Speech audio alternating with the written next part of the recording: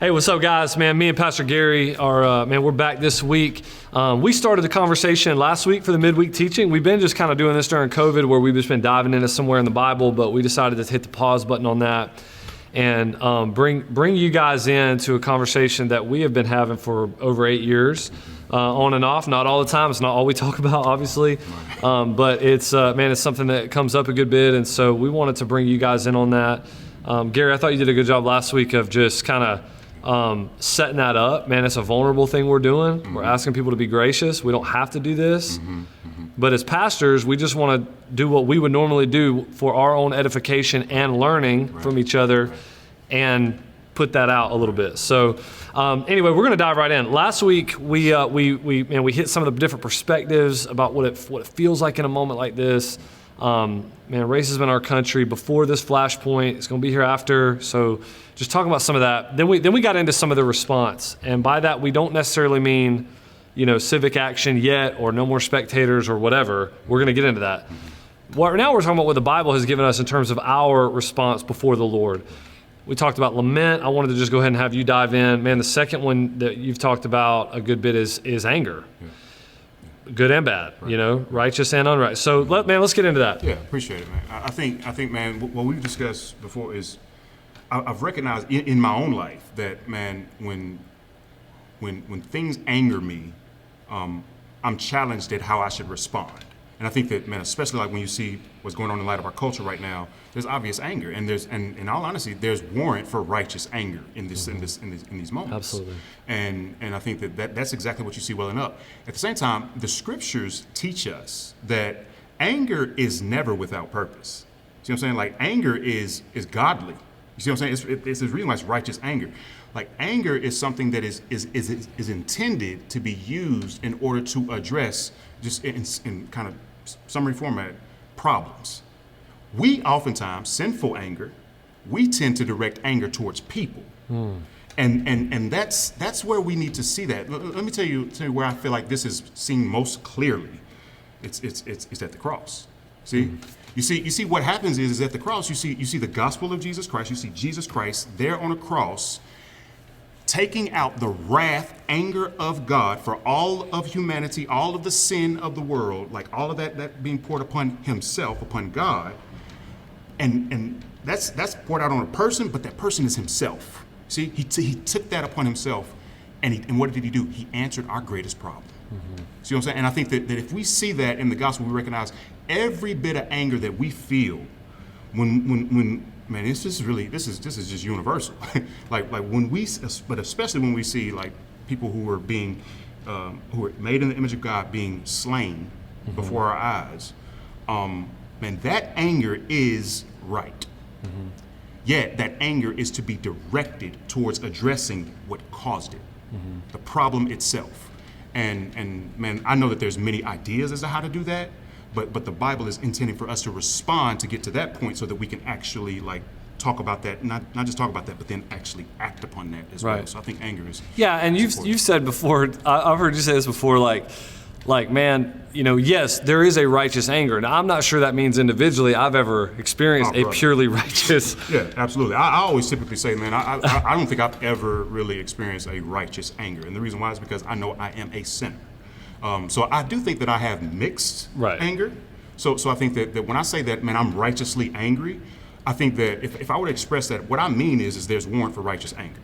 I try as best as I can not to say that I am righteously angry. Right. Even though I know people have said that, I'm sure they have their reasons for it. I tend not to do that just because I know I'm a sinner, and man, there's nothing that I do that, and don't get me wrong, like I know Christ sees me differently.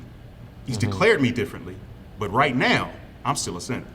So I think that, man, me thinking that I can process this in a purely righteous way is misleading to myself, and it kind of feeds off into the fact that, man, we know it's a deceitful heart. But it is right. But it is a category of response where we say, man, Yes. we see racism, we see violence. It's like, man, it is a problem, and we respond. Now, man, let me just go to the bottom of the well here, okay? Yeah. Because I know for many, man, it feels like in the evangelical church, there is selective righteous anger sometimes. Absolutely, yeah. And the predominantly white church. Yeah, bro. Yeah. And I feel like, man, let's just hit it head on. I mean, how do you see that in terms of like, man, what is it? I don't know, just call it. What is it? How do you see it? And then also maybe, how does that make somebody feel that understands like, man, why isn't there this kind of anger when it's people like me? You know what I mean? Yeah. We got to remember that Psalm 7, I believe Psalm 7:11 says that God is always angry.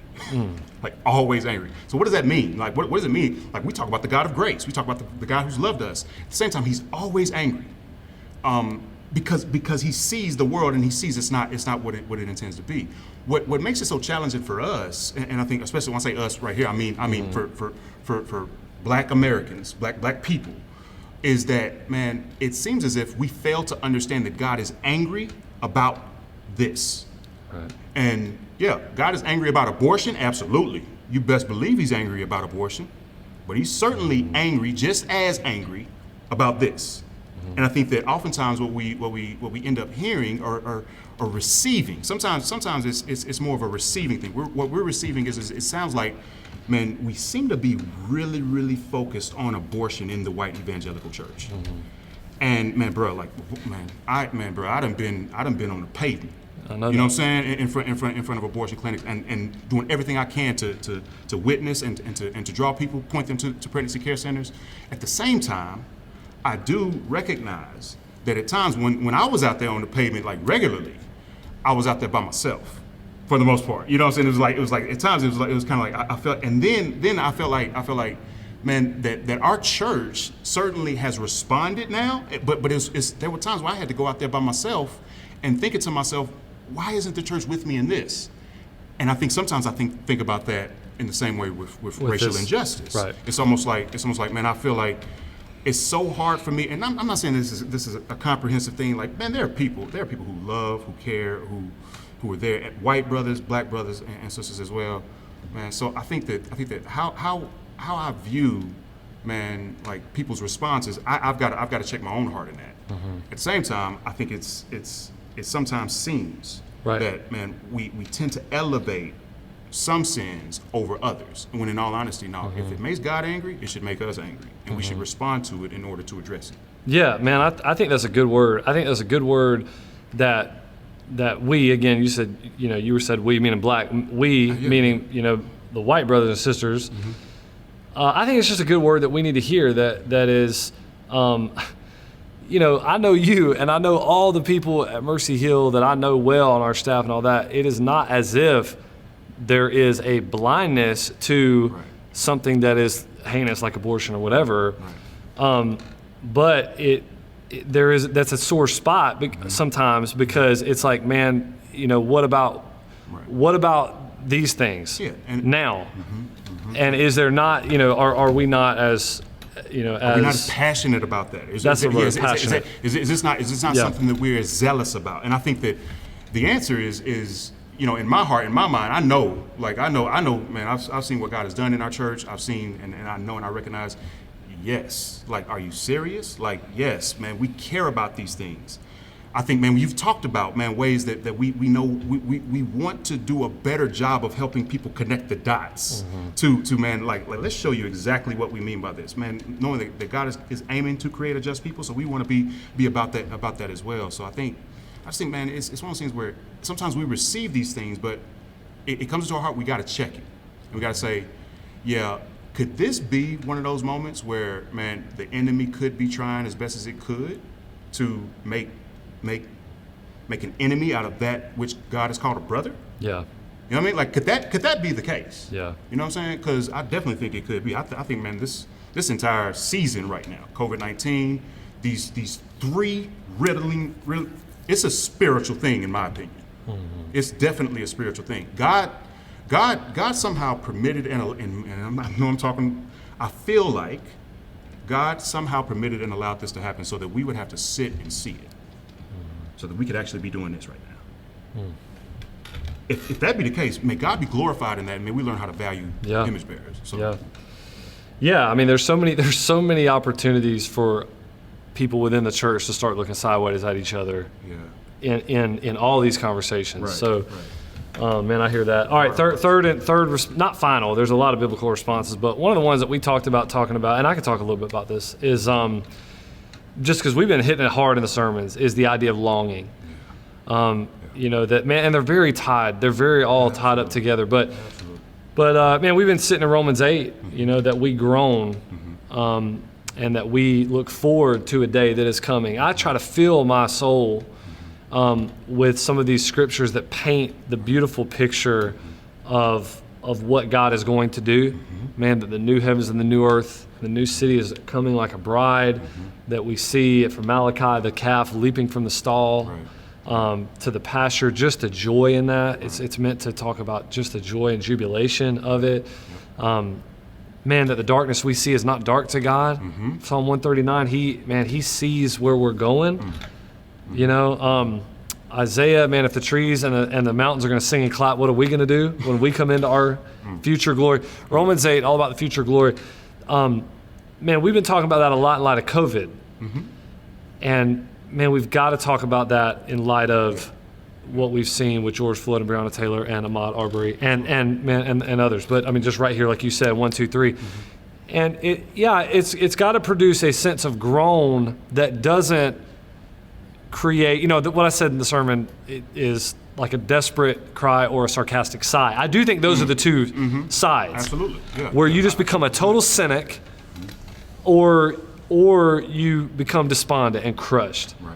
And instead, as always, you know, and this is even what I alluded to last week when I said, like, man, even when we see some of the history, we understand it's complex. There's a third way for believers. We don't get pigeonholed. Yeah. And we're not going to get pigeonholed into the cynicism, hopefully, or the being crushed, desperation, but we see a third way, which is, man, we can moan and groan with a longing of what God is going to do. Anything else on that? That's really good, man. Yeah, I think, man. Yeah, I think the way that you frame that up is good. Yeah, we could either scoff or be crushed. You know, we could either just say, "Oh man," or whatever, or just kind of like, "Man, I give up. I give it." We could do one or the other, but really, the Bible paints a picture for us to give us the vision of hope that we need. That's one side of it. Then the other side of it is to be able to be prepared for what we're experiencing now. This is the already not yet mindset. You know what I mean? It's like already God has done what it is that He's done, and we can look forward to that hopeful vision.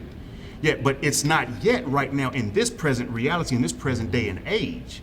So therefore, how are we equipped and strengthened by God in order to understand how to process this and respond to it? And ultimately, it's a theme. It's riddled throughout the Word. Learning how to wait, learning how to look forward to God's coming, but working towards it now. Right. See what I'm saying? It's not one of those things where our what we're faced with should crush us to the point of us becoming crippled. Yeah. It should really kind of like help us to see this is exactly what God gave me a heads up about. Like, this is what I was going to experience. So therefore, now what I've got to do is I've got to sit at His feet, hurt the way I need to hurt, but then also recognize He's given me a call, whether it be in this household, whether it be in my workplace, whether it be in my church, whether it be in my community, whether it be in the international field. Like, this is what we about, bro. We about sending the gospel to the nations in order to advance it. And yes, it also applies with racial injustice. That's the reason why, man, this has such global impact. I mean, I saw an example of Iran, you know, like putting up murals of George Floyd. Right. You know what I'm saying? Like, why would somebody not like that? That's kind of how, because racism is just as much there as it is here. Yeah. You know, and the thing about it is like man, they feel that, they experience that. What is it calling us to do? It's calling us to acknowledge it, see it for what it is, learn how to wait well in it, but then also work now towards bringing it. Right. As far it, because it is as far as the curse is found, and this is where we could transition to the last piece of this. Yeah. It's like, man, we have a real opportunity with a tangible sign of the coming kingdom on this issue. Right now. Yeah, right now. Yeah, and in this moment. Right. So, well, man, let's transition and talk a little bit here about just kind of some of the actual actions that we can take. Yeah. Man, I want to get into some of the biblical actions we could take in terms of just formation, prayer, that kind of thing. Also, maybe some other things like, man, what are we doing to move our feet around? So we'll take the last bit of our time on this conversation and talk about that. Man, I'll start with just the one we've kind of talked about as a primary response for a church. Man, making disciples. For us, yeah. It's like, man, when we think about racism, we've got to think about fighting injustice by creating a just people. Now, Jesus has made just people. Yeah. We get that, like, man. But I'm just saying we're helping people to live into that identity. And so, and you mentioned this last week, but man, just the stream of discipleship. You know, the way we're teaching people to value the image of God in others through sermons, through our ministries, through the kids ministry, all of that. I mean, you use the word primary with that. Do you believe that? Yeah, absolutely. I mean, how would you talk about that? I mean, we say discipleship is word taught, life caught, right? And I mean, and then on top of that, you think about, you know, that God is aiming to create a people, and just as you said, He's already declared it to be true because of what Jesus Christ has done on our behalf. Yet He's calling us to live into it. So it's one of those things where, man, we get such an opportunity to be able to live into that and to be the just people that God has created us to be. Right now, right here, today, and I think that, man, we gotta one, acknowledge that, but we also gotta make sure that we're being about it. So, right. Yeah. The rub comes, I think, because Mercy Hill is going to forever hold the tension of, yes, creating a disciple is primary because they live the sent life, like you said. They begin to understand there is no Galatians 3:28, Jew or Gentile, or slave or free, or female, male. And they live that life, and it brings signs of the kingdom of the one that's coming to bear on this world, right? So we get that it's primary, but it's not only. Right. And that's where I think churches kind of can get where it's like, man, it's either it's all about what do you do, or it's all about the other thing, where it's all about like, man, what do you say? Yeah.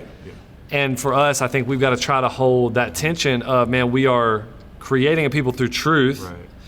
But those people, as Pastor Eugene said, move their feet. Absolutely. You know, Absolutely. they don't. What you know? They don't just talk about it. You know what I'm saying? They actually move their feet. It's very easy to just type about it and not actually move your feet. What I'm hearing you say is, man, oftentimes you hear people just say, man, we should just be preaching the gospel. We should just be preaching the gospel. We should just be preaching the gospel. And it's like, yeah, we should definitely be preaching the gospel. We should also be living the gospel. You know what I mean? I think that it's not just about like talking about it. It's about being about it. Hearing and doing God's word is what produces wisdom. It's not just hearing. So I think that we've got to be able to work into that and to allow that to kind of flesh itself out. And I think about no more spectators. You know what I mean? You think about what we're doing there. You think about like we as pastors, and I mean, look here, it ain't just us, y'all. I mean, we got leaders out there. Man, God is so gracious to us to give us leaders throughout our church. But the elders, the pastors, are called to equip the saints for the work of ministry. Man, we've done a major work in No More Spectators in giving people opportunities to be able to go out and to be used of God in areas where organizations that, man, in all honesty, they're the experts. You know what I'm saying? They're the ones that are doing it day in, day out. They're the ones that are communicating to us, man, how we can then come in and basically live it out amongst them and to be used by them. And I think that, man, that gives us such opportunity. I think of, for me, like the way that this has worked out in my life, and you know this, like, man, Unite Jail Ministry. Man, I'm just committed to it. I'm committed to it because I've always looked into the jails and thought to myself, it could be me.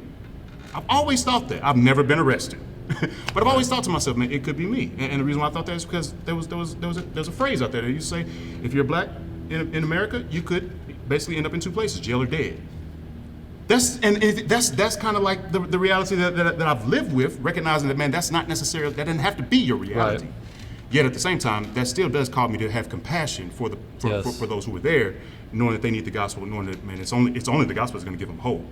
I think, man, we try as best we can as a church to give people opportunities.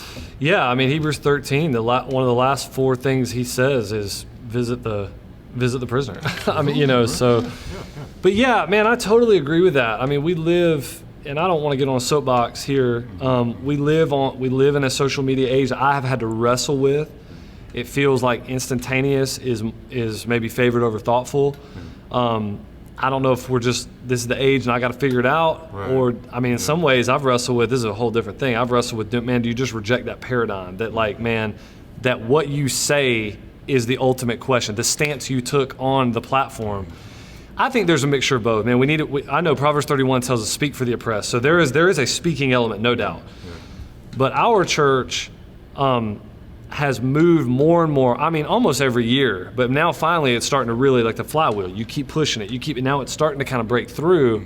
Praise God, where we say, man, there are clear areas of oppression that is not it's not only about racial injustice, but there is a lot of racial injustice and the effects of racial injustice.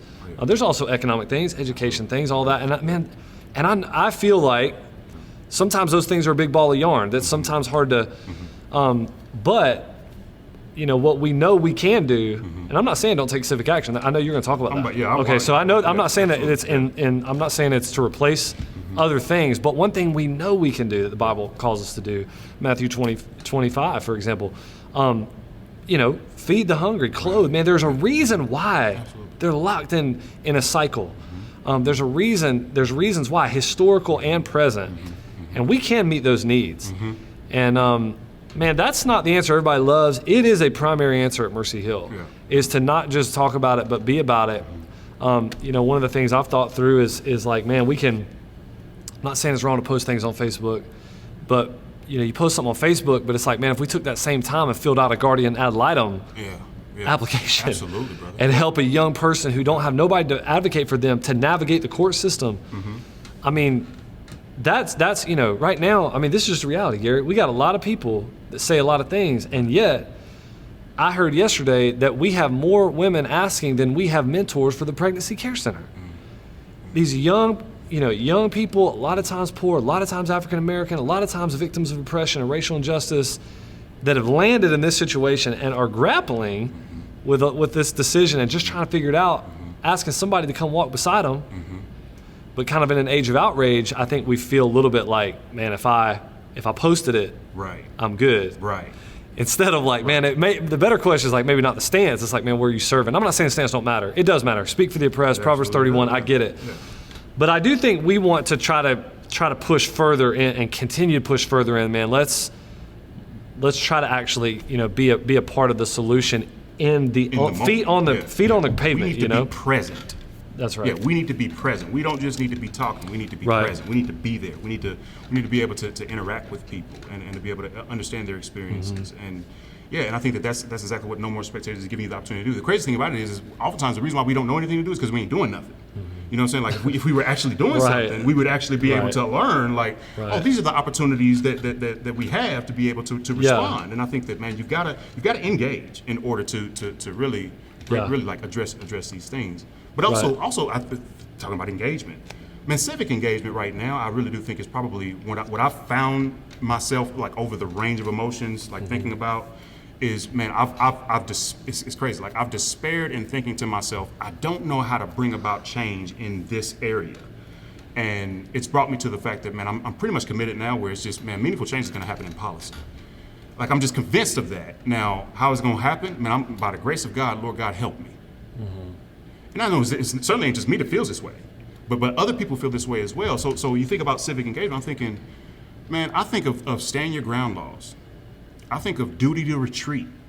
You know, I think of castle doctrines. Right now, these are self-defense laws that exist throughout our nation, but even in this very state of North Carolina, that are oftentimes being, these laws are necessary, yet they're being used in a manner to allow the justification of the slaying of an image bearer of God, when in all honesty, like that cannot be the case. You know, I'll use George Floyd for you know. Like when George Floyd is laying face down on his stomach and he is handcuffed, should there not be a duty to retreat? Like, I mean, and the thing about it, I've spoken with law enforcement officials in my community group, in my surrounding. We've got brothers and sisters, black and white, who are faithfully, like right. so. At the same, they are even saying, man, that's just, yes, he does have a duty to retreat. What's going on? Right. You know what I mean? Like, this is not supposed to happen. And I think that, man, being able to get to the point where, man, we hear that more from our law enforcement officials, I think that right there could also be helpful and also healthy for people to hear more of. But then at the same time, getting to the point where, man, okay, so if that's the case, what do we need to clarify in these laws? We need to clarify in these policies. And how do we go about doing it? Man, I'm convicted. At times, man, I don't know who my council members are, my city council members are. I don't know who my representatives are. I don't know who my county commissioners are. I need to know that. I need to know the judges who are going to be ruling on these things and how they've judged and how they've ruled on these things, because in all honesty, man, I need to make sure that I'm not voting for them. You know what I'm saying? If they're not voting in a way that's going to actually help the problem and not allow it to perpetuate. So I think civic engagement is extremely important. And man, I'm open to talking with people more about that, because I do think that's where I'm at now. I know people need to be aware, and I understand there's a lot of learning that needs to take place. But after a while, the more you've been thinking about this, I do think that you kind of progress to the point where it's like, okay, all right, I know people need to be aware. I'm going to make people aware. But I've got to get to the point now where it's like, man, all right, we talking about it a little too much. We got to be about it. Right. See what I'm saying? We got to look at these policies, man. Like, people need to be able to defend themselves, but we need to clarify to make sure that somebody ain't using that law to justify. Well, it's super convicting to me. I mean, even us talking about that, like you said something a minute ago, man, when you start getting into it, you start knowing other doors and meeting people and all that. And I've always known that about you. It's like, man, if there's an issue, it's like, oh yeah, well here, I remember seeing this in the news, or I watched this, or here, man, call this person. Like, you kind of get more and more. Yeah. But anyway, the other thing I was going to say, and man, we can start wrapping this up. But what I love about your response is that, like, I can see the wrestling match of a gospel person trying to figure out, this is complex. Yeah, absolutely. But I am called to try to live out this Bible in every area of my life, including whatever, who the judge is. Mm-hmm. You see what I mean? It's not, and that's what I love about it, because like, man, I know you, and you even said it, man. It's like, man, we understand there's a need for self-defense or whatever, but being able to get beyond that and say, man, it's not two camps. Right. It's not, and that's where we get pushed. Mm-hmm. It's either Second Amendment crazy or what, over here, no. It's like, man, no, we're a third way. Whatever the book says, we're trying to figure out, man, value the image of God, so much so that we don't see overstep in these different areas. And I just love that. Man, we're out of time. Hey, we could talk a lot more about different responses, but I know we both believe this. Man, we could do nothing outside of the Lord's hand. And praying for Him to move in this area. Yeah. Man, we got to be praying. Man, I think about the hurting, man, praying the peace of God down. I think about praying for those that are in authority over us. And I think about just our church. I mean, everybody, that doesn't necessarily mean nationally. I mean, just like we have police officers, we have first responders, we have a congressman. We love y'all. Just let me go ahead, like we love y'all, yeah. I mean, just thinking about their names and praying for them, for their protection and their, their wisdom in these things and navigating this. And many of them have chosen that profession because they're gospel people. They're trying to, so praying for them. Man, what are some other things? Just thinking about categories, biblical categories of prayer during this time. You know, I think, man, biblical categories of prayer would look like, man, just keeping at the praying at the forefront of everybody's mind is the fact that there is a day coming, but there is a right now. Like trying to live out the already not yet mindset in a way that honors God, honors people, and aims to really bring about meaningful change. And I think, man, like it's almost like every time that we get distracted from that, we've got to come back to that. And we've got to like, and I say that not to like just I've said that before. I don't want to just like have people think that I'm just repeating that. I have to constantly remind myself about this. And I have to constantly remind others about this. It's like I'm trying as best I can to guide us to this reality. So I think, like, biblically, this is what waiting well looks like. It's keeping the hope out front of us, yet dealing with the hurt and the wrong today, and recognizing, man, there's going to be victories in that. There's going to be joys even in the now, even in this suffering. You know, we're still rejoicing. You know what I'm saying? And I think that's a hard thing for people to understand. But I do think that's something that man, because of who God is and because of what Christ has done, we can do that. So I think keeping those things in our minds. Man, that's good. Well, that's a good place to end, man. We do pray in the now for this to end. Yeah. For there to not be another. Another hashtag, another person. Yeah. But we wait and we know it's coming. So okay, man, Gary, I appreciate you, man. Thank you. Appreciate you, dude. Appreciate you guys taking the time. Appreciate you. Thank you for taking the time to watch this stuff. Hey, you guys can, man. I think we're gonna be doing more things like this. So with our midweek over the next probably couple weeks. So you guys check back in on that.